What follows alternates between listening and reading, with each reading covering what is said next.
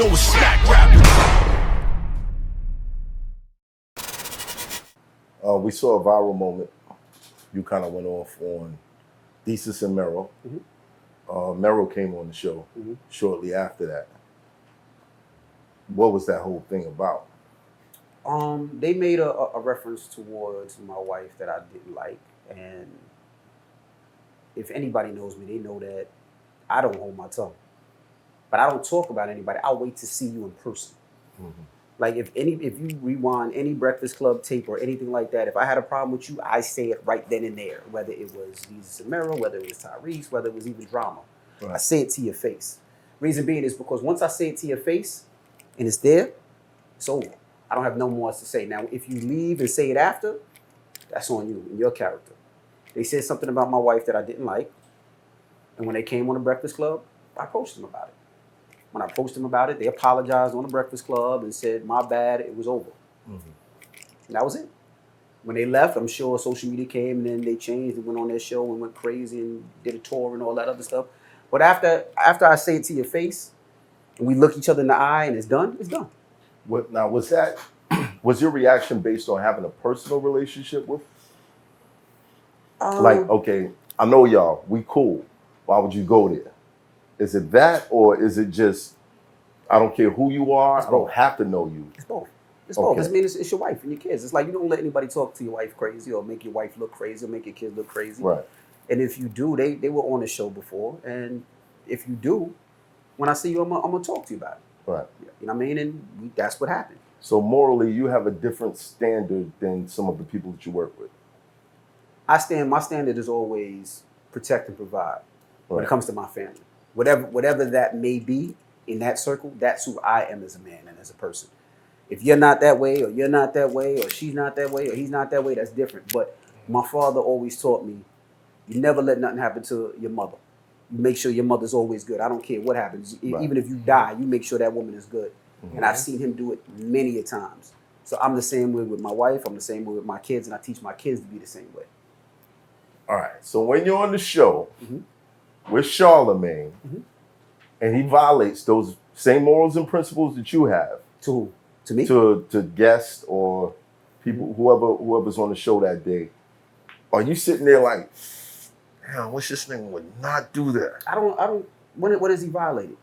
No, I mean, if he makes a comment about someone's family or a personal situation. He'll ask a question and he'll make a comment based off what's out there publicly. I don't ever see him disrespecting somebody saying, your wife is ugly, or your wife is only there for this, or this, that, and the other. I don't see that. And if he did say something like that and somebody checked him for it, he wouldn't have a problem. And I don't think Charlemagne would have a problem with it. But he's not, he's not going to disrespect somebody's wife or kids. Right. I've never heard him say that.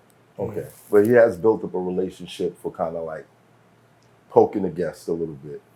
And I feel like some people go up like the Beanie Siegel situation. Fredro Starr. They go up there on guard because they're like, he's the guy that's going to say something crazy. But what I will say is this, and artists have a tough time doing this. If an artist says something, right, about anybody in this world, don't get mad when the interviewer asks you about it. Like the Fredro Starr situation, not to bring it back. Fredro Starr said he had relations with Brandy. He said it, right? He said it in the interview. Right. So why can't an interviewer ask you about it? You said it. It's not like he made it up. It's not like he heard. This is what he said. So Charlemagne asked him about it. Now he got mad and tight that Charlemagne asked him about it, maybe because it wasn't the way he asked, but he asked him about it. But that was what he said. You can't be mad at that. If anybody comes on the Breakfast Club and says something about an artist, an individual, and we ask them about it, nah, you can't be mad at that. That's why we don't take the, here's these questions that you can't answer, that you can't ask. You don't take those? Nah, we gonna ask you whatever it is. Now, you could answer it any way you want to answer it, but we gonna ask you because that's what the people want to know. You can't make a statement and then don't want to come on the show and be like, well, don't talk about that. No, you discuss that. Yeah, there were a couple of interviews I had to turn down because it was right after something happened. Right. And they didn't want to talk about it. And it makes you look corny. Like, yeah, I was like, this ain't gonna make no goddamn sense. Which makes no sense. They're gonna be sitting here watching the whole episode like, really? Y'all didn't talk about that? Makes no sense. You find that that's tough, like being that you're such an open person. And in a lot of instances throughout the years, you allow yourself to be vulnerable to the public. Yep. Do you think that artists do themselves a disservice not talking about certain things? No, yes and no. Perfect example was Fabulous, right?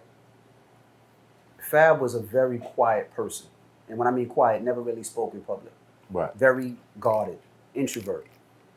If you know him, he's a jokester, he's a laughter, this, that, the other. But to the public, he's hilarious. He's hilarious, right? He'll crack jokes on you. That's Fab. Right. But I think social media got Fab out there being able to talk more, you learned his personality. Twitter Fab. Correct. Twitter Fab was a thing for a little while. I don't know if y'all noticed. Mm-hmm. There was when we found out, like, yo, this nigga got jokes. But like, it made you like him a little more. He was going back and forth at Kevin Hart at the time. A lot more. And it opened him up where it's like, damn, he's not just nice with the bars. He's a funny dude. Right. And I think it opened it up to people that might not have known or might not have liked Fab. It opened it like, damn, he has a personality. So for sometimes I feel like it is good. But then in the case of Beyonce, I think it's good for her as well that she's not open. Because I want my super duper stars, I want that little mysterious shit. Like I want the Michael Jackson, Prince, Mariah Carey, mysterious, like, damn, how do they live? Like, because it makes you want to know even more. It makes you more excited. Even Hov. Yeah, sometimes. It makes you more excited even more. Right. So I like it with those But artists. sometimes it works against them. Because not knowing them, you look at case in point, Michael Jackson, you brought him up. You know, all the allegations that came out about him, there weren't many people that could refute it, or the public just had no idea what was going on. So it allowed people to kind of paint a picture because you didn't know what was there. Mm-hmm. So, but it didn't matter because I just went to go see Michael Jackson on Broadway and it was sold out. Like his legacy lives on. He's still one of the biggest artists, and we don't know much about his life, and I like it. I like the mysterious way you don't know what the hell Bubbles was. You know he was a monkey, but you don't know if it was his pet monkey, if he slept with Bubbles, if Bubbles was just at the pool party with him. Like you don't know, and that's the mysterious side about it. Right. Same thing when you look at somebody like a Beyonce. We really don't know nothing about Beyonce. She really don't do interviews. She only gives you what she wants, and I think the mystery makes you like the artist even more. yeah, but if somebody was to come out and be like, yo, Beyonce abuses her maid, she punches him in the face in the morning for no reason, there would be a bunch of people that'd be like, you know what? I think she does do that, just because you don't have an insight on it. That even if they had an insight, they'd say that anyway. Yeah. Well, don't you think the mystery makes people pay more attention to the art? That's true too. In some cases, but then there's a Kanye where we pay more attention to the art because there is no mystery. We know a song about Kim is coming out. We know a song about this is coming out. He just went through this, so we know what the next record is going to be about. It kind of helps. I mean, I feel like we're entering the Truman era, where life is just going to be instantly online. If we put it, and I think that's what hurt Kanye the most. What I think people loved about Kanye was the mystery, was the mask, was the this, was the that. But when he started telling everything, if you like him or not, you'd be like, damn, I don't think he's a good person. I ain't fucking with him.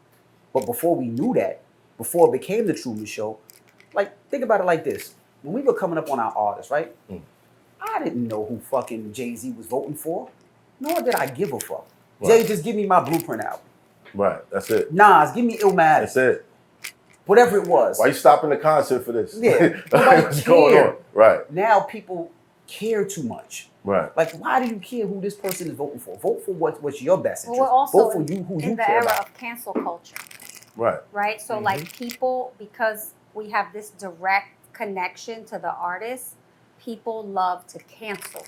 People are waiting by their phones like, who's next, right? So that means artists have to be more aware of the things that they say, places they go, right? If you're on a certain level, you can't just be out here just like on Twitter.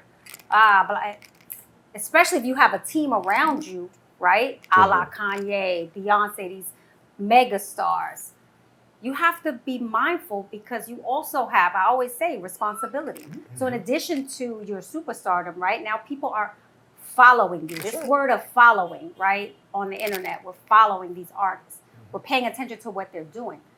Whether you say you want to accept it or not, you're a sort of role model.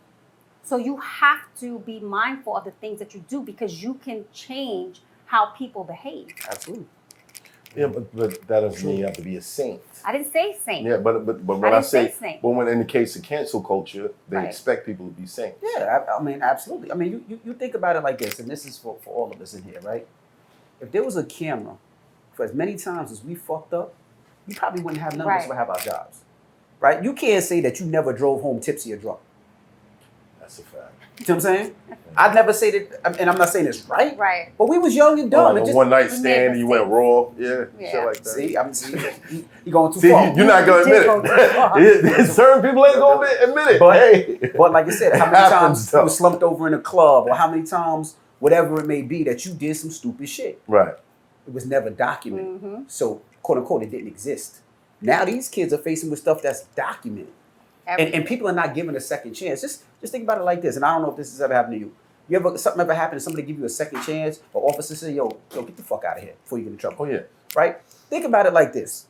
Now, I don't know when this is coming out, so I'll say a couple days ago. A couple days ago, Justin Timberlake, R&B pops, got arrested in the Hamptons, the whitest place. Right. 15 years ago, that would never happen. They would have drove Justin Timberlake home and says, don't worry about it. But now it's the era of not only do they want to do it, they want to film it. Film it, show the body camera, release the body camera, you get arrested. So it's a different era. This is what I'm saying. We're heading towards the Truman era. Yep, it's scary. And it is very scary. But how do we handle, like, okay, the platforms that you're a part of, how do you handle this need for instant information constantly? See, the good thing about the Breakfast Club is Trapper turn smack rapper. Only smack rapper that you know is smack rapper.